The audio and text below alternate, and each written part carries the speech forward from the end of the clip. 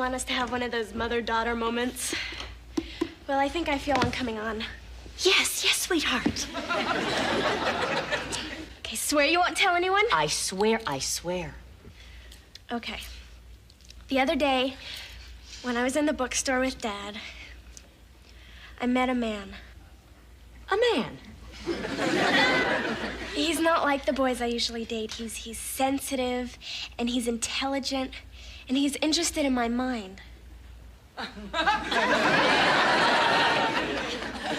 man?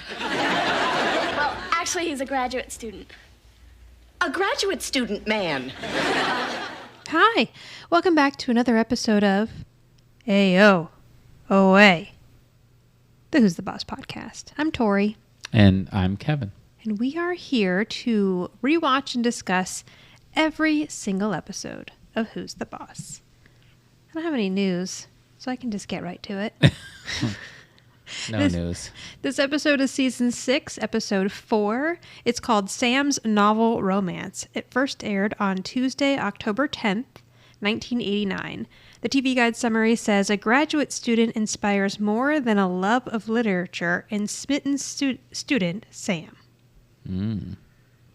Got some description there. Yeah, it's a pretty bland one. All right, you're well. I'm ready. I have a non-bland Okay. one. While Tony and Angela bicker, who gave Sam? Well, it says same, but I think it's supposed to be Sam. I just want to clarify. I'm pretty sure that's right. Yeah. While Tony and Angela Safe bicker bet. who gave Sam the love for literature, the only things that gets her and airheads like Bonnie to read non-obligatory books is Hunky Book Club lecturing teaching assistant Ethan. Tony gets wind of Sam's latest flame being much older and tricks him to review a first edition. At home, neither Micelli expected Ethan to bring his wife. Neither Micelli. Oh, I see. Neither Micelli Like means neither Sam one. or Tony. Like, yeah, right. Okay. The guy's name is not Ethan. It's Andrew, according to IMDb. Anyway, Who's Ethan? I don't know. We'll get into the episode. Maybe IMDb's wrong, but I'm pretty sure his name is Andrew. So let's see. All right, this episode was written by Richard Albrecht and Casey Keller. So this is a writing team that will write a total of 4 episodes, and this is their first one. Where So did you get the writing? If you click on where the writers are, Okay. it takes you there, and then it tells you. Yeah, that's where I always get it Well, from. no, I know, but it didn't say. It's not who you just read. Wasn't who I have. Richard Albrecht and Casey Keller? Oh yeah, I see. Once you Yes, click it. Oh, right. okay. It always I see says it now. Martin Cohen and Blake Hunter because they're the Yes, creators of the that's show. misleading. But you have Okay. to go in and then you see who actually wrote They're the the episode. creators, which Yeah. are also the So they get a writing main credit every single time. episode. Gotcha. Yeah. So they wrote a total of My 4 first day on the episodes. podcast. I know. I'm regretting sorry. giving you access to IMDb at this point. Now, this is the first episode that they wrote. So Sam's Novel Romance. They're going to write an episode called Sam Accelerates. And they're going to write an episode called Hey Dude. Very Sam-centric episodes. And then Mrs. Mom, which I actually don't remember that episode. So I don't think that sounds like it would be more about Tony. When this episode starts, Sam and Tony are at the college library, Ridgemont, I'm guessing, right? This is Ridgemont College. Oh yeah. I always forget it's Ridgemont. And they have a nice little system down. So he has Samantha waiting in line while he goes and finds the textbooks he needs. And then he piles them on Sam, who is not very excited to be there. No. And then he goes and looks for more. Because apparently it's kind of like... It's like Black Friday at the college bookstore. Like it's not guaranteed that you're going to get the book. So he goes back out and he goes to pick up a copy of something. And then a guy who looks like Mason. You know what's so funny? I thought the same thing. But it can't be Mason because he's got to argue with this guy. But they were like, let's get a nerdy guy that looks a lot like Mason, but not be Mason. So they both go to pick up the same book. And Tony takes it, and the guy's all mad, so he goes to get his roommate to beat him up. This really has nothing to do with the rest of the episode, but I guess it's just some silly humor it's just, it's something. Tony to interact with in the beginning. So he tricks the kid to get him away from the book by pointing out someone that he says is behind him that he thinks he would want to talk to. Yeah, it was actually Carl Sagan. Oh, okay, great. 'Cause Which I didn't remember he who it was a. I mean, I don't know for sure, but I guess a famous. Yeah, I think he's just like a Stephen Hawking. He is, exactly. He's like a scientist, an astronomer, all of those things. Anyway. So I'm sure probably pretty well known at the time. Yes. Even though we're not 100% sure who it is. I feel like now that reference would have been Stephen Hawking, although now Stephen Hawking has passed away. But Yeah, exactly. before that, that was a big that was reference big on Big Bang Theory. Yes, Yeah, exactly. So then he goes and gets his big dumb roommate. Like goofy looking roommate. So this is really like the poor man's Mason and Skeeter, but it's this kid and his roommate Bubba. I think he says his name. Bubba? Yeah. Are you sure about that? I think so. I think it was. It probably is Bubba. So he brings him over to kind of get him to beat up Tony for taking the book, but then Tony... It was Bubba. Okay. I'm looking at... All right, I have thank Internet you. Movie Database, in case you're wondering, and it says Bubba. See, look. You were absolutely right.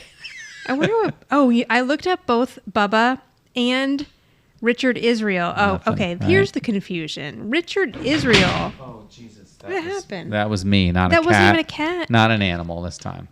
I regret giving you access to IMDb and letting you in my house. No, I'm sorry. So Richard Israel is who plays Ethan, and that's Ethan. Poor man's Mason is Ethan. Okay. So that's why they got confused. I looked up both Richard and Jeff Benson, who played Bubba. Uh-huh. Nothing. Okay. Yeah. There's one person in this guest cast list, who is still working today. We'll talk about her when we get there. Okay, good. But pretty much everyone else has not I done look forward to that. in a long time. So anyway, Where were we? He distracts Bubba by telling him that Bo Jackson is behind him. So he's now going back to get more books. Sam's still waiting online. Sam does not want to be there. She wants to be anywhere but there. Does anybody want to know who Bo Jackson is? Or they Oh, don't care? yeah, no, go ahead. I don't, Well- but there's probably someone else. Well, no, Bo Jackson was a huge football and Yeah. he was one of the few that played football and baseball. Are you serious? Yeah, he played professional NFL football, and then when baseball season would come on, he would play baseball. That is bonkers. There's to a me. few. Well, there. Really? I mean, the ones that I can think of are Bo Jackson and Deion Sanders. Okay. But yeah, Bo Jackson played for. He played for the Raiders. I think he exclusively played for the Raiders, and he also played Major League Baseball for the Royals, the White Sox, and the Angels. That is impressive. I don't know. I mean, and was sports, like but that's good impressive. at both. Yeah. Like he was pretty good at both. Which Has there is, ever been someone who's played football, baseball, and basketball? I don't Or- think so. You're putting me on the spot. sorry. I'm going to say no.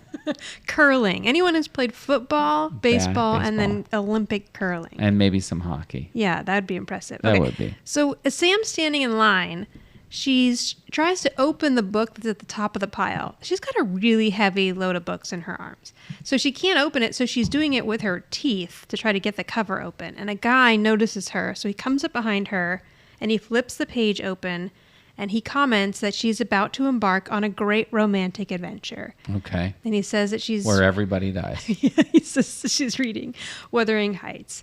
So he starts to talk to her and he's like, you're going to love this. This is going to be a great first foray into reading Emily Bronte. And it's great that you're starting as a freshman. And she's like, oh, I'm not a freshman.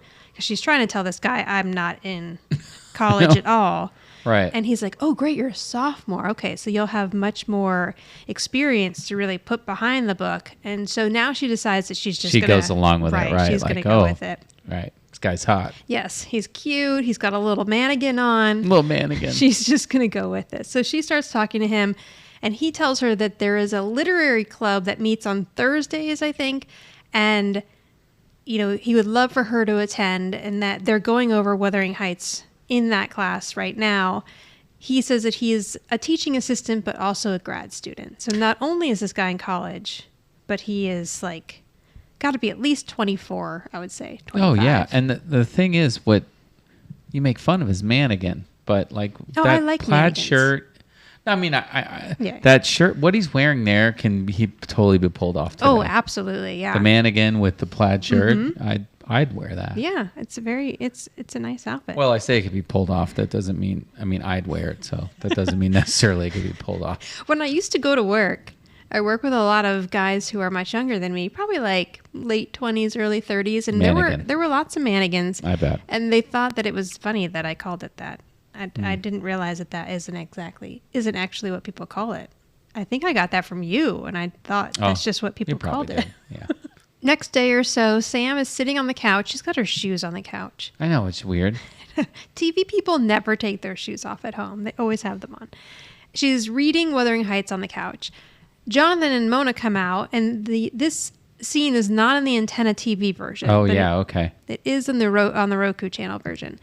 He comes out and he's laughing at Samantha, and she says, "What are you laughing at?" I think she calls him like slime or toad or something mean. Yeah. And he says, "You're reading a book that doesn't have pop-ups." You know what? Touche, or well played. I don't know if it's touche, but it is mean, but she's always mean to him. I know. And yes, to this point, she has nothing to say to that. Yeah, we haven't really seen Samantha be interested in reading at all. And then next we'll have a story with Mona about how she had sex in a car while Wuthering Heights was playing in the movie at a drive-in. I mean, that's the gist of it. Yeah, pretty much. She sees that what she's reading, and she says, "I haven't read that since I was 16."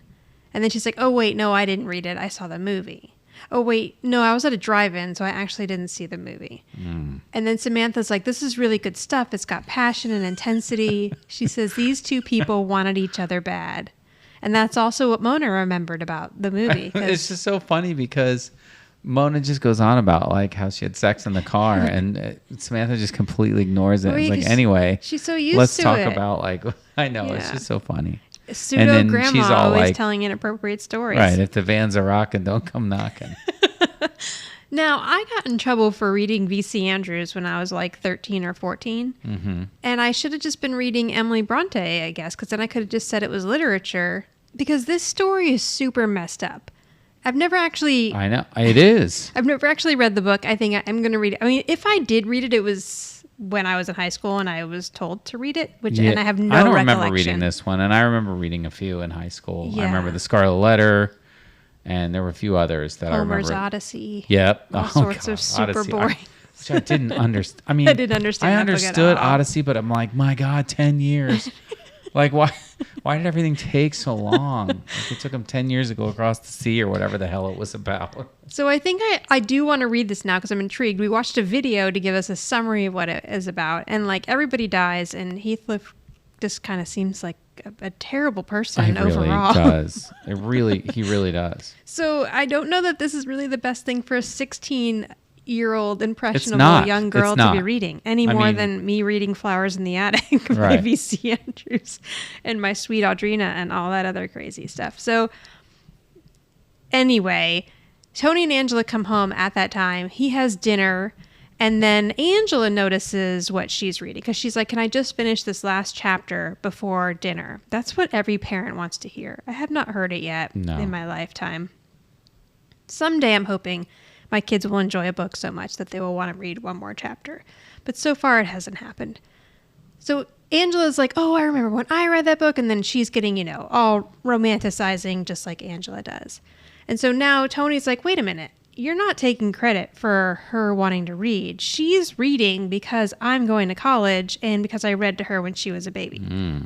And Angela's like, "If anyone in this house has instilled the love of reading to Samantha, it's me." She probably has a point. Although we do see that Tony is kind of a reader, and he has been for a while, and then he is even more once he starts college. Yeah, but I mean, at the end of the day, she's reading this book because that guy Exactly, but they don't know that. Oh, okay. So that's why they're fighting over what's making... Yeah. The only real reason she's reading it is because she thinks that she's going to go on a date with a hunky college guy. Mm-hmm. This next part is really cute. So Tony leaves and goes into the kitchen to do something in the kitchen. And Sam says to Angela, "You know how you always want us to have those mother-daughter moments?" And Angela's like, "Yes," and sits right down. I know, she gets so excited. She's so excited. She's like, "I feel one coming on." So Sam tells Angela about how when she was at the library the other day, she met a man. And that kind of throws Angela for a loop. Like, a man? And she's like, yeah. And so she's like, he's a graduate student, man. So Angela's saying, like, I don't think your dad is going to like this. And Sam's like, please, come on, play it cool here, Angela. You can't tell him, and I'm just trying to be open with you. And I can tell he's really interested in my mind. And she lets her know that she and Bonnie... Yeah, I know. How'd she get that from? I know, the 1.5 minutes Right. that she talked to this guy. It's interesting because the interaction that they had was completely appropriate. Like, he wasn't Yeah. at all cheesing on her or hitting on her. No. And she saw it that way and really... Right. Which is fine. She's much younger and she just kind of doesn't have the experience. But it's not even like the guy was being... Like, this could have gone in a different direction where the guy was actually being kind of predatory. Yeah. But he wasn't at all. He was being Predatory. completely on the No, up. you're right. So she says that they're going to his literary club meeting that night. And Angela says, okay, I'll keep it between us, but just promise me that if you go any further than just going to the literary club meeting, that we will tell your father about it. Just then, Tony comes out of the kitchen and declares that the reason why Samantha is so excited about reading is because he read The Cat in the Hat to her as a baby. Now we're to the night of the literary club meeting. So this is a Thursday night. And Samantha and Bonnie show up. And they walk in and they're just so excited to kind of be in a college library. But Sam's like, you got to play it cool because these are college sophomores, so we can't act like little silly high schoolers. I know, and Bonnie can't play it cool. So right then, two other students walk in, and they are heatedly debating Heathcliff. And they turn to Sam and Bonnie and say, how would you describe Heathcliff? And Bonnie says, oh, I don't read Heathcliff. I'm into Garfield. Oh, see, immediately Bonnie blows the cover. But admit it, you really liked that joke. I did. You were giddy about I'm that just one. saying, the fact that she blew the cover. But Yeah. the joke is funny because Heathcliff was like Garfield's competition, but it was like poor man's Garfield. It was like Ethan Heathcliff- versus Mason. I mean, I know who Heathcliff is, but probably a lot of people don't. But a lot of people know who Heathcliff the cat compared to Garfield the cat. Right, yeah. Heathcliff, I mean, it was interesting that Heathcliff even came out. It was like this rip-off Garfield. I don't know if Heathcliff liked lasagna, but anyway. Probably not. Maybe Heathcliff liked like rigatoni or something. Like That would be even more awesome. But chicken parmesan. I don't know for sure. Fettuccine Alfredo. Right. Now, this lady here is the only other person that really has been acting. Her name, yeah. I want to know about her because she actually looks familiar to me. She does, right? Okay. So her name is, it's either Tara or Tara Karzian. Okay. I don't know which. And when I clicked on her, the most recent thing that she had worked on is The Morning Show, which we have not caught up with season 2, but she plays Gail Burns in The Morning Show. But she's only on season 2. I don't know. Okay. Either we don't remember Gail Burns No, we because probably we don't. watched season 1 a Or while maybe that's ago. why I'm saying she looks familiar. Oh, but this says 2021, so it is possible that this is season 2. Okay. Gail Burns. So we'll have to That's remember funny. that We're when gonna we watch do that watch and season know. 2.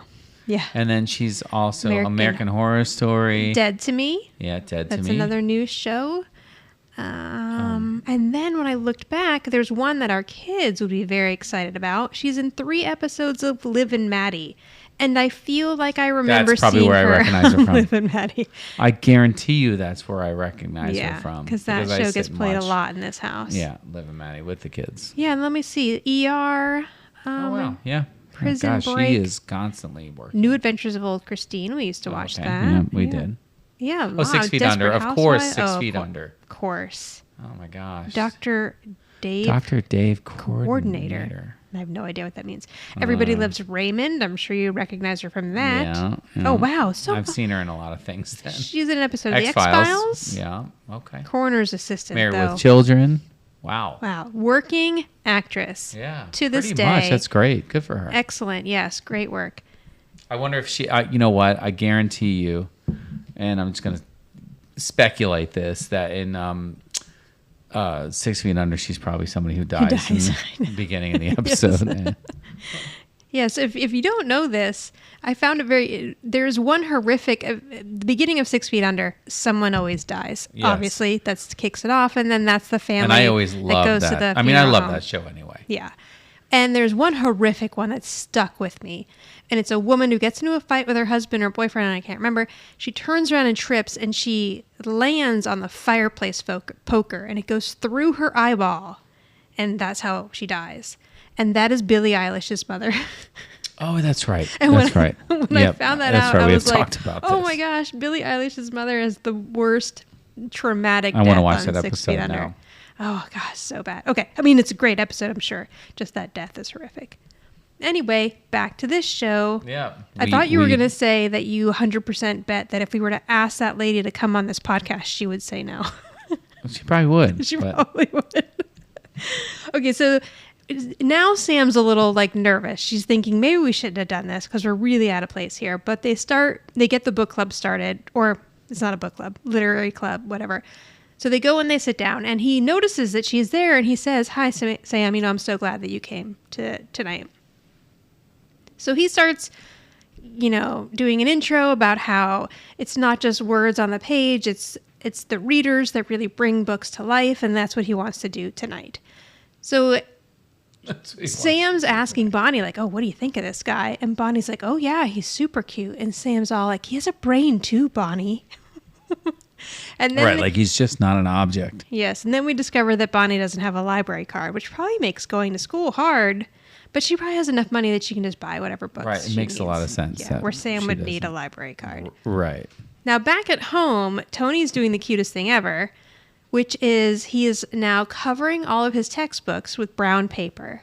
I know. And you know what? I thought this scene was so funny because it's almost like Judith Light is like sincerely laughing. Like, I don't know. It's so funny. Yeah. It's a funny scene. Maybe she thought it was cute also. Oh my God. It made me laugh like that he's covering them all up.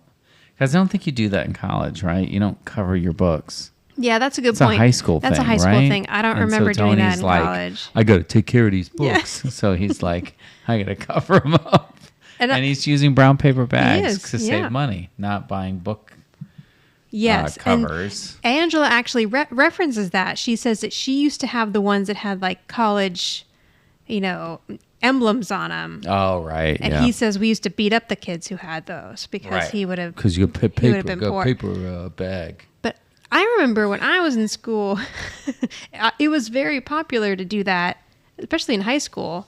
Paper bags. Paper bags. Yes, I'm saying yeah. high school. And we got super creative with it. Where yeah. like we didn't. I mean, I'm just saying it's not that we were necessarily poor. We didn't buy book covers because it was cool to like do the paper bag. Right. And we got really creative with it, where we would do the paper bag, then decorate it or get magazine clippings, and then contact paper over that.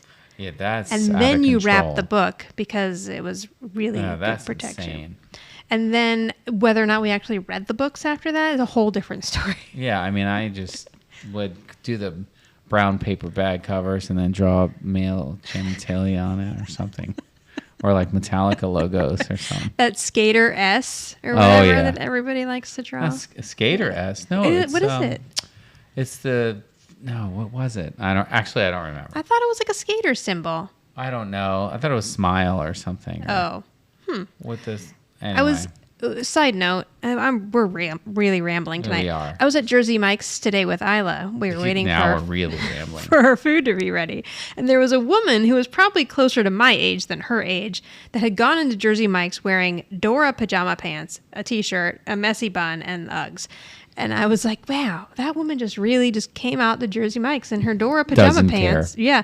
And Isla goes, no, Mom, pajama pants are really cool. She's like, kids wear them to school all the time. And I was like, well, that makes sense as to why I received an email from your school saying, please do not wear pajama pants to school anymore. And so I said to her, listen, when I was your age, like if I didn't have Guess jeans and a Benetton sweatshirt and Nice. 6,000 jelly bracelets and all this other crap, I would get ridiculed. And you guys just wear pajama pants to school.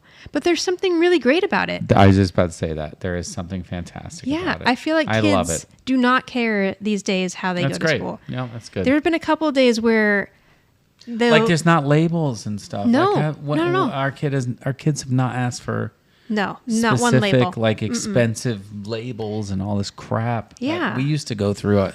I did the parachute pants and all that crap. They shop at Forever Coca-Cola 21 and shirts. Target and Goodwill. If you go to the thrift stores, then that's really cool. Our oldest child wears my T-shirts to school. Yes, she has pretty much taken every T-shirt out of his closet.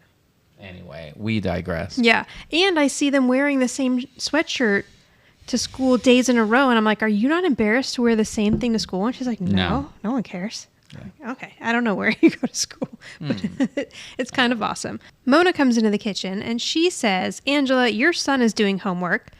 Tony, your daughter is reading 18th century literature, and you're making book covers out of paper bags. She says, this is no longer a home, it's a nerd farm.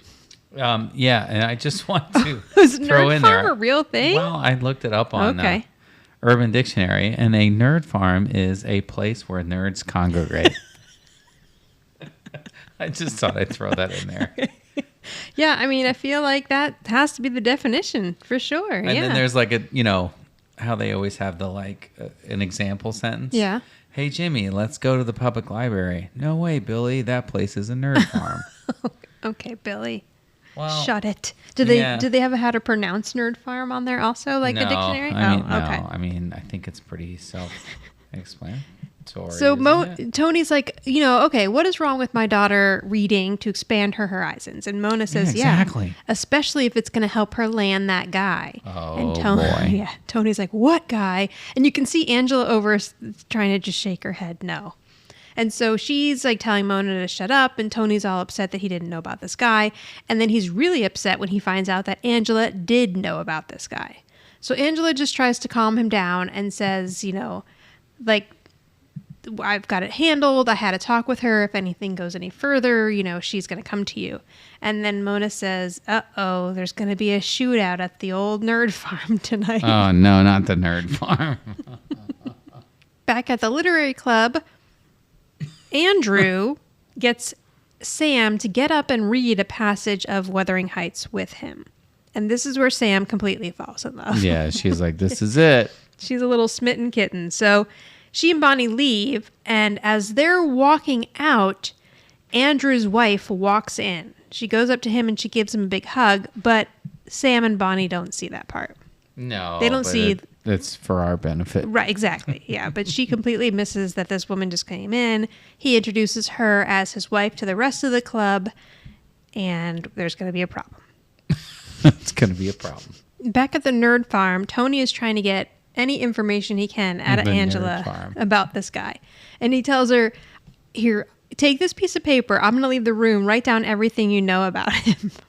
And she won't do it. So then he just keeps asking her questions. Is he homeless? Is he homely? And she's like, okay, the real reason why you're so upset here is because Sam came to me instead of you. And he's like, why did she go to you?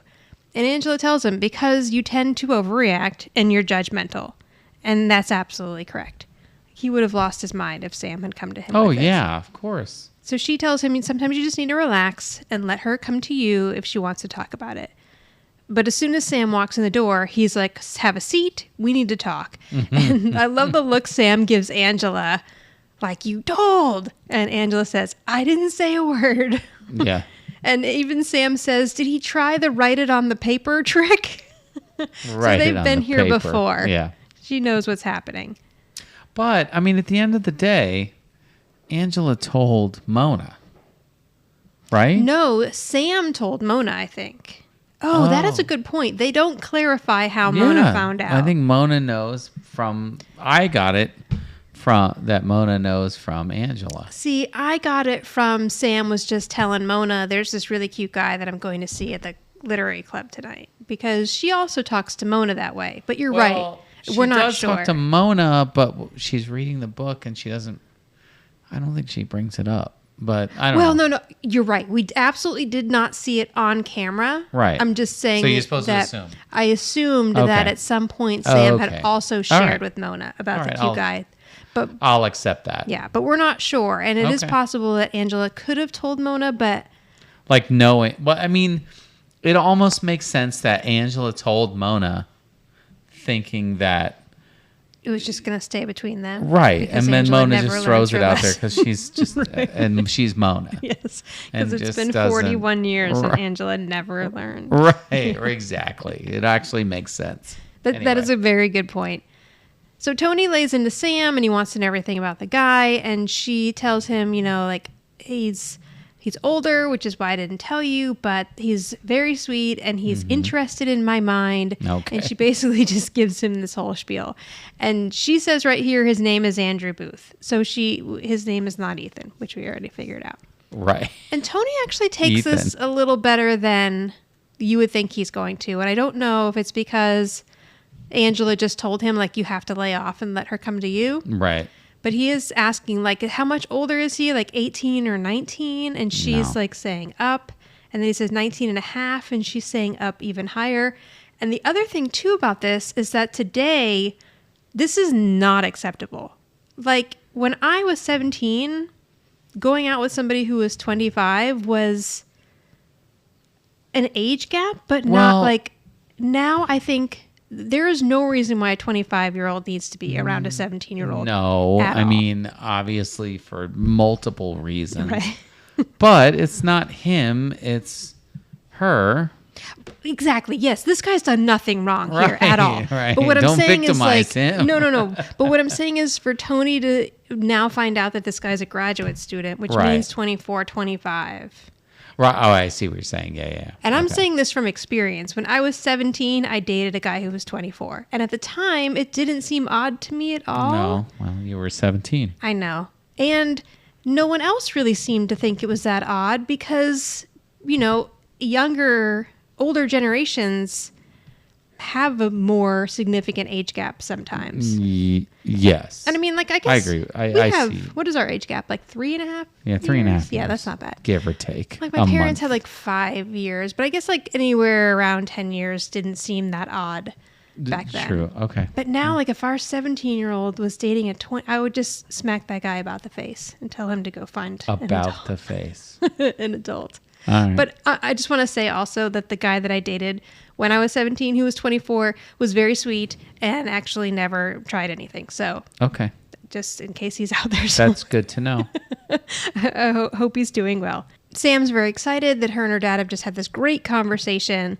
And she's like, I feel so close to you. And she's like all excited and gets up and leaves.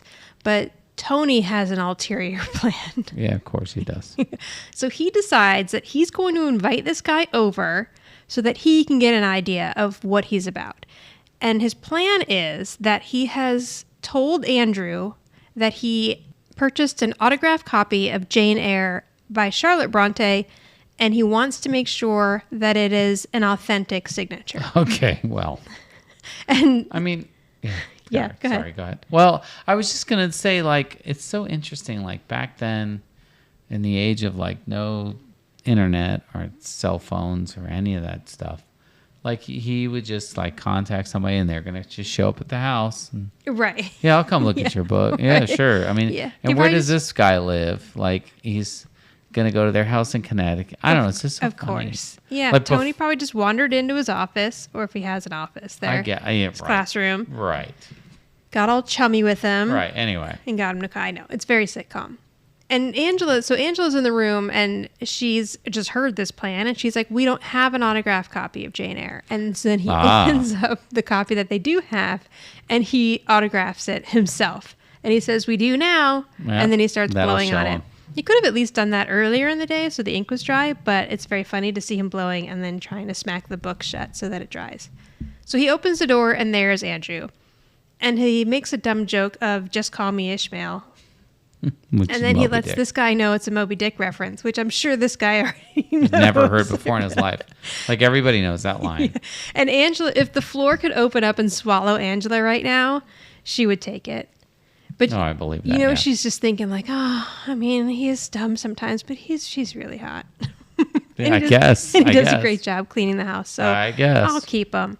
But then, surprising everyone in the room, Andrew's wife, who apparently was parking the car. Yeah, or like, fell down getting out of the car and like was and left he just behind. left her. Yeah. She shows up behind him. Or was pounding a beer in the car or smoking a joint. I got what the hell was going on that they didn't show up to the door together. Yes, I hope it was at least something fun. Maybe she I was like, guess. oh, these flowers are pretty. I'm going to go check out what they are. And then wandered away for a moment.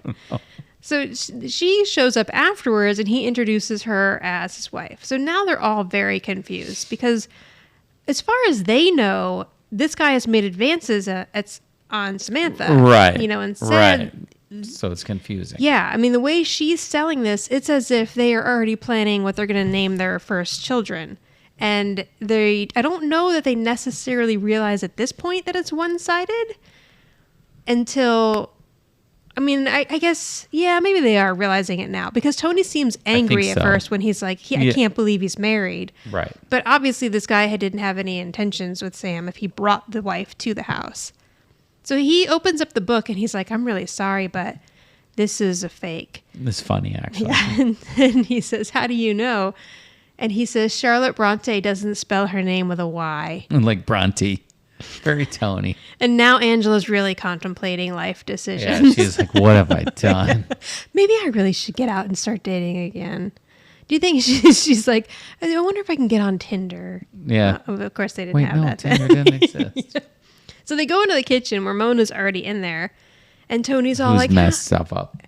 She what? She's already messed stuff up like by revealing. Oh, right. Yeah. So she's keeping to herself in the kitchen. Tony's all like, I can't believe he's married. And then they are like saying, how are we going to tell Sam this information?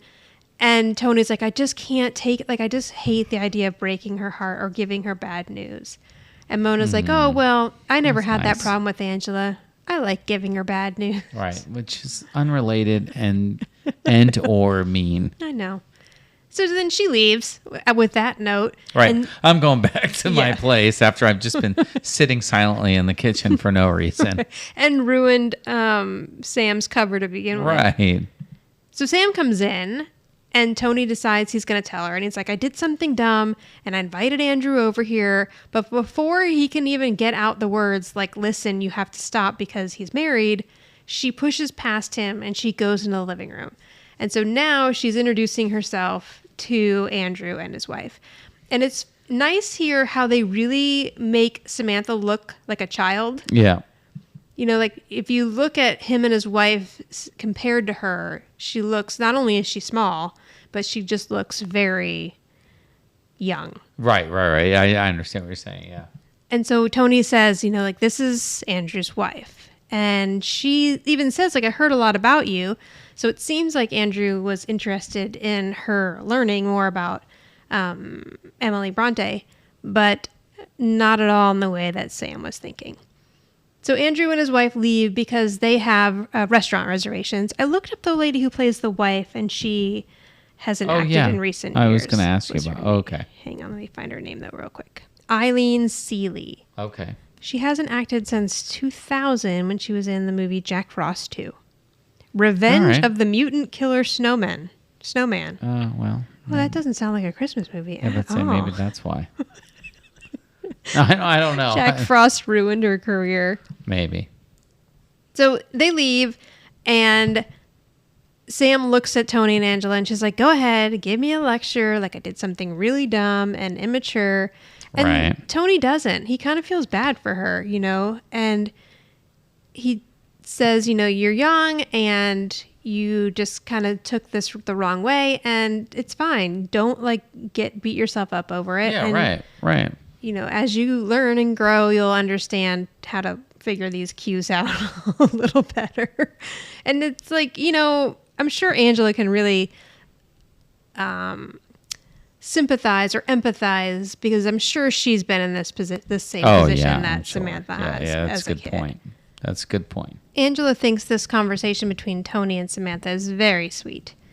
And Sam gets up to go upstairs, and Tony asks her what she's going to go do, and she says she's going to finish Wuthering Heights. So it's nice that she's still going to finish the book, even though this didn't turn out the way she was hoping. Yeah, I guess so, yeah. But before she goes upstairs, she turns around and she's like, hey, Dad, don't ever invite one of my dates over here again. And Yeah, that's that valid. message received. That's absolutely valid. Once Sam is gone, Angela asks Tony how he's doing. Okay. It's hard. It's hard. It's hard. It's hard. And he says, we've never fallen for a married guy before. But then Angela says, we'll get through it together, which is really sweet. That's nice. Now, they're kind of really moving into this, like, family couple without really being a family / couple in this season. And I think it's going to extend for the rest of the season. It's going to be fun, but also kind of annoying. Okay. Who's the boss will be back in a moment. Stick around. I think I remember this tag when I was younger because it's just so silly. The two of them are sitting on the couch. It's Angela and Tony, and they're reading. So kind of paralleling what was going on at the literary club where Andrew and Samantha were reading from D.H. Lawrence.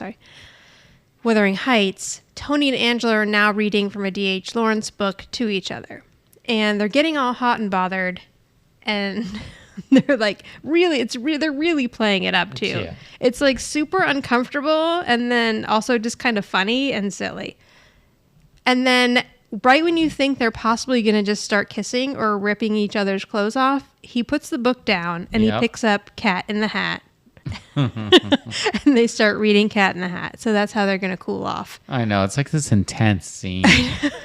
And then the Cat in the Hat suddenly shuts it down. No one's having any kind of sex because No. the Cat in the This Hat had to shut be a it down. miserable existence for these two people. I guess. For how many years they're going through this. Sure. And it's only getting worse. Okay. So I'll go first with the rating. Because you went first last time. Okay. I did? You did, because then this is going to make you do boss first, which I had to do first last time. Okay, I gave this one a 7.5. Okay. I really liked it. I thought it was a nice story. It's a situation that we hadn't really seen yet with Samantha. I'm sure I really loved it when I was a kid because it was, focused on Samantha, and I probably thought Andrew Booth was just as dreamy.